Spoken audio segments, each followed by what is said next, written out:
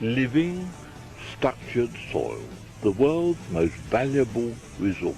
Hi, I'm John Morris, owner and founder of AgriSentials.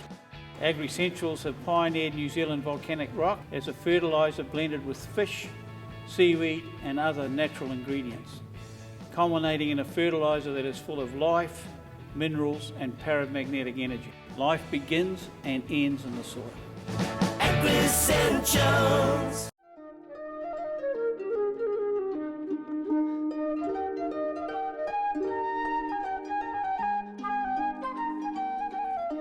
Welcome back. What's an interesting thing, a few years ago we had major local authority changes. Catchment commissions, rabbiting boards, all became regional councils, all responsible for a whole range of preservation of our environment, improving the water, improving the way the land held together, and a very much of a core business. How's that for a bit of jargon? Of the regional councils. District councils had other responsibilities assigned to them. And today we're at the Taranaki Regional Council Nursery and we're going to have a look at what happens for erosion control.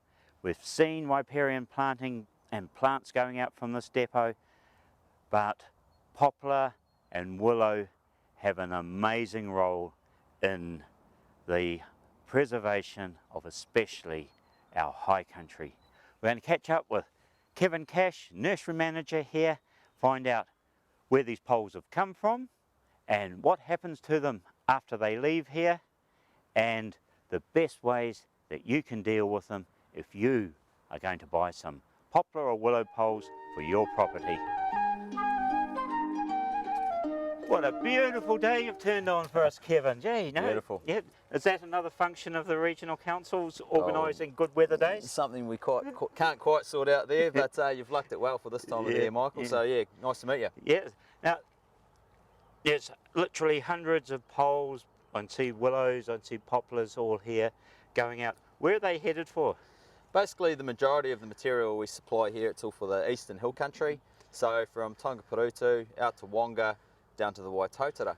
So yeah, there's 4,000 poles going out over this coming winter. Yeah. Now that's a massive area, isn't it? You know, we probably almost gives the impression one of the bigger land-based areas for a regional council to be working with. Oh, exactly. And we've got 4 in our team on the ground, actually out there trying to service these guys and just give them on-site advice, help them with material to supply to help with soil conservation measures. That's our real role. Yes, no, and that comes in. Poplar and willow, amazing things for helping keep those hillsides, and that's because it's all papa country. The topsoil just loves moving off papa, doesn't it? Yeah, very much so. We've got areas of extremely erodible land, and basically what we're trying to do is help keep the soil on the hill for the farmers so they can remain productive, stop that sediment entering our waterways, and it's a win-win all around. Yes. And how responsive, you know, I suppose there's a number of farmers have cried as I've watched their sides of their farm disappear down into a gully or a valley, but how responsive are farmers to having regional council come out and be a part of things? We've got an excellent working relationship with the hill country farmers of Taranaki. It's a one-on-one relationship. Any farmer can get hold of us to come out and visit them, and we work with them on an ongoing basis to help ensure that they get sound advice on what to plant where, when, how, ongoing management of that material, just for all the benefits that we just touched on before. Yeah, and that's something that often when you read regional council reports is very small mentions, because it's just that, as you say, an ongoing thing. It almost flies under the radar, yet it's probably economically for the country some of the most important stuff happening within a regional council. Oh, very much so, very much so. And the sort of the quiet achievers out the back, really. And that's why it's great that we have the Sustainable Land Management Program. That means that we're able to work alongside these guys. So yeah. And they're doing the planting, or you? It varies. We've got what we've got is an assistance program, South Taranaki Regional Erosion Support Scheme, which is a grant-aided system where we're helping fund the material, and then generally the farmer's contribution is to purchase the sleeve, which we can have a look at later on, and plant the material themselves. But we can organise contractors to be able to do the work. It's a timely thing, so they have to go on the ground at the right time before they start to fire and grow. So no, we work along and offer those other options as well. Yes. Now, poplar and willow, often, we've talked with them with erosion control, holding the banks in. The pretty decent sized poles you've got here to put into the ground. But how many farmers are actually planting them for some of the other functions? You hear of the willow being a great fodder for the stock, that you can trim it and the stock will, for times of bloat. Early pollen for the bees, especially with all that manuka hives out there. The hives get pretty hungry at the end of winter. Is this becoming a factor? Very much so. As you alluded to, it's core business for us. The first place is the soil erosion issue. But then a lot of guys, they're out there for animal welfare, the benefits of shade and shelter. So it's not just about planting all the hills as well. You've got something that's going to grow extremely quickly, create great shelter, but then deciduous and not shading during those other months. The willows, for instance, during the odd drought that we've had, well, as far as what we call a drought in Taranaki, yes. The fodder side of it has pulled a lot of guys through as a feed source for them, to feed to their stock. A lot of guys have said, I've scraped through by doing pollarding of those mature willows. So that's and poplars as well. Yes. You can pollard those. Yes. So that's another added bonus. Your definition of pollarding? Basically with us, it's get up as high as you can within safety regimes, obviously, and knocking the tops off. And it's ongoing management of that. So we try and prune up to a single main leader, right. Basically for ease of management down the track and stop any splitting or branching out. But then we manage that that pollard afterwards. So right. So it's quite crucial. Timing is quite crucial. Yeah. And as a timber tree, poplar is very important in Scandinavia for furniture building and everything.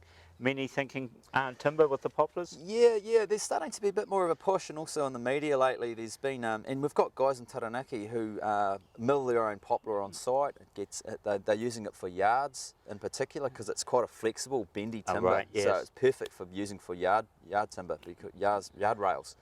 Because they don't split and snap as so easily, and also they're looking at using them for battens and the like as well. Yeah. And I imagine for the horsey people, top rails where the horses have a tube, Yep. not actually good for them. Yep. No drama or that with all the other bits and pieces that go into the other stuff. Yeah. Yes. And willow, we're going to, we have the willow on leather, our national summer sport of cricket.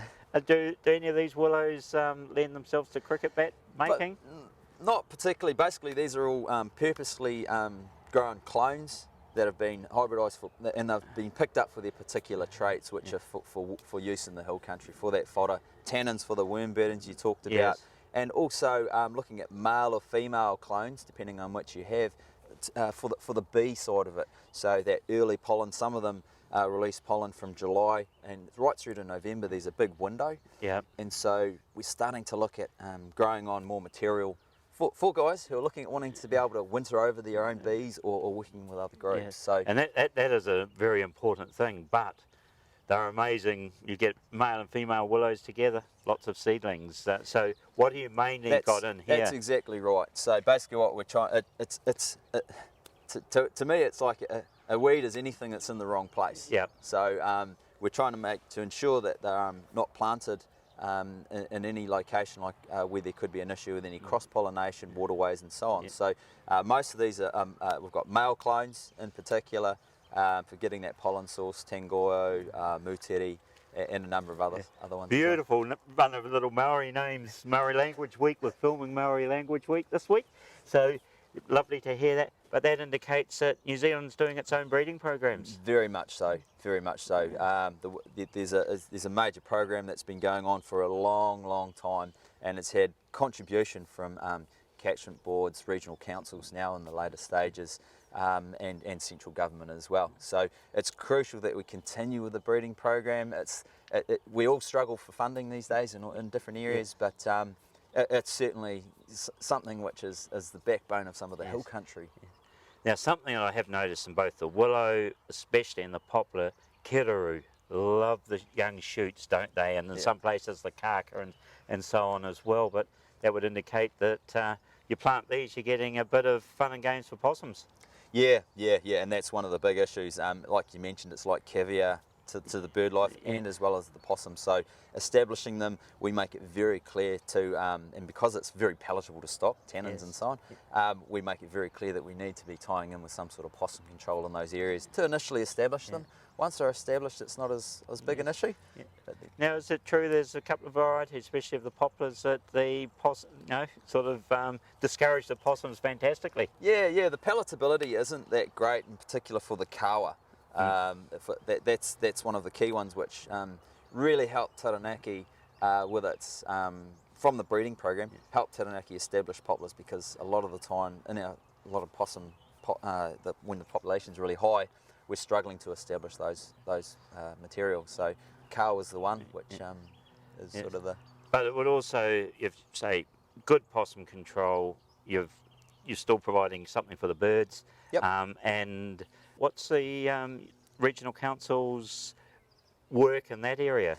Yeah, basically, it's basically the farmers are managing all the scale of it's just too huge to include them in the self-help program. The reinfestation from other blocks of native and so on out there it's just too massive an undertaking.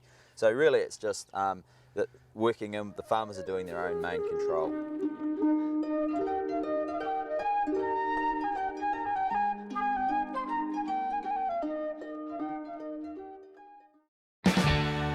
Agri-Essentials fertilisers increase topsoil depth, carbon content, fertility, water retention, soil drainage, soil biology, minerals, and improve plant and animal and human health.